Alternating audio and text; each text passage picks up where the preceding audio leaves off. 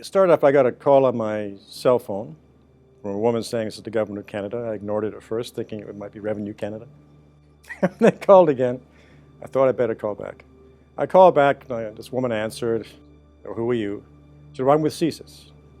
"All right, what do you want with me?" I said, "Well, we'd like to talk to you about Rwanda." I said, "What about Rwanda?" She said, "Well, we'd just like to meet with you. Can we meet with you?" I said, "Sure." So I'll meet you at a small cafe nearby.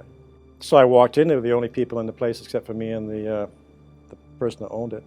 The woman, they're sitting in a booth. The woman was sitting facing the door, and there's a man facing her. They introduced themselves, showed me their badges and their IDs. So I said, "So what do you want to talk about?" And she said, "Well, we're here because we're very concerned that the regime in Rwanda wants to kill you. Your name's on a death list."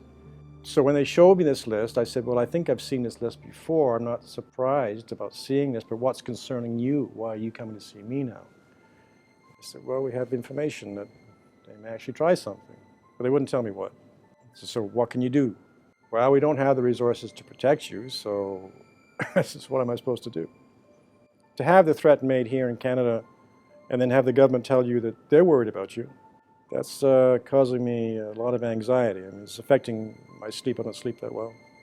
I go for walks and I watch my back. I had an incident. I was walking back from Lake Wilcox by myself, going for a walk, and I noticed a car following me, or just trailing me at walking speed,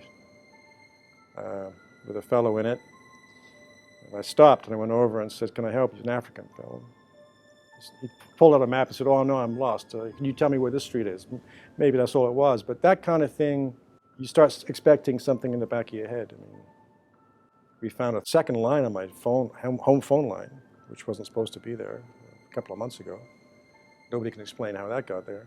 We had to pull that out. And if we don't get some information from the federal government about how you assess this threat, what you're going to do about it and what we should do about it, then I'm going to assume I'm on my own. And that's not a good feeling.